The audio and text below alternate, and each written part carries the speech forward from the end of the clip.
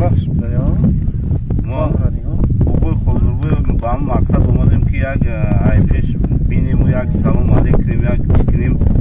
انا اومدیم در خونهش نیفتیم و گفتن که در دریای وقت رفته برای ماهی قپی.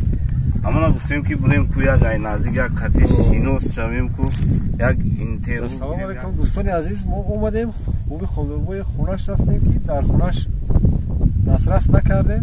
الان که دایره وقت اومدیم گفتن که در اینجا باید ماهی قپی بکنن. نگاه کنید بابای خودروی که بس سالش نگاه نکرده ماهی قپی نیست. یا اینا یا قرآن که اگر اقلا ماهی طلایش که نمیذاری آخه بابای خب کو ماهی گرفته ما ماهی تو دا چیکار دارم؟ من ماهی خود نگفته سبقی یا اقلا ماهی طلایی که نمیذار ماهی همون نقرگیش هم بزن اقلا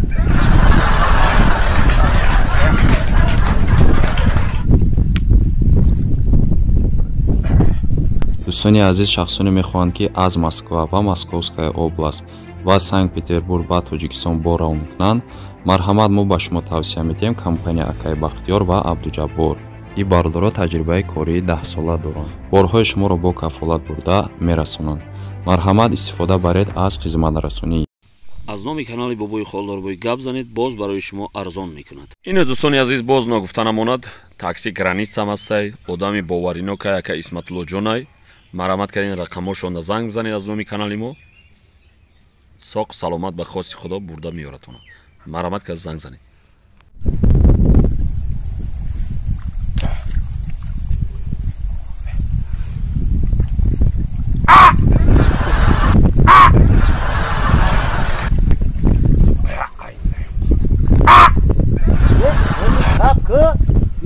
برای چه خب کنم؟ اون ماهی تو آخری ماهی چخیل میتونه همین مادا پادا و مالا که که کدی خودش جمع شده بیایا اینا همین رنگ پادا و مال میگو خودش جمع شده آمده پیش همین آتش کده نزدیک میشه نمیدی ما اکثر یادونه همین یک تیاته تقا همینه گرفتار میگیری شده یا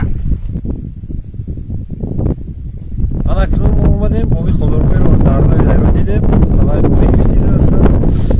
نصیب باشه مدتی برای هم صحبت بشه کدوی نام باشه.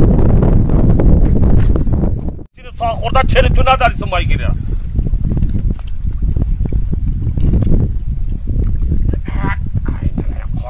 یا ماهی تیلایی یا ماهی نقرگی یا ماهی آخه میدیه یا چیزای بزنن یک تا ماهی بگیریم خانه ببریم آخه انا بابای خودروی همینجا بدای کن. سلام علیکم. سلام علیکم. سلام علیکم. بیشی بابی. بیا بچم کن. بیا. سلام علیکم. نازه سازه تینجه. سلامتی ها خوبه. همه طرفات تینجه داخل. ما بابی خودروی ای تلویزیون. ها؟ ای تلویزیون؟ شما را قدر کرده مثال مستقلی اشتراکی جنگ بزرگ وطنی شما همون را قدر کرده ما اومدیم که خواب شما رو یا برنامه بگیریم و بفهمیم که وقتی شما اینقدر جنگ بزرگ وطنی خدمت کردین چی کردین ای همین چیزا هم برنامه کدامش مثال ورزش کینو نفهمیدم ای همین برنامه‌های تلویزیون شما کدامش نقض می‌بینید مثلا یکم ورزش کینو کدام چیزاش نقض می‌بینید ای برنامه همین تلویزیون کدامش من دوست می‌دارم کدامش دوست می‌دارم همین من اخبار دوست می‌دارم اخبار برای چی چرا که کینو را نه و دیگه برنامه را نه و ورزش نه و اخبار آخه اخبار باینش در رکلام نداره برای من قداس می‌دارم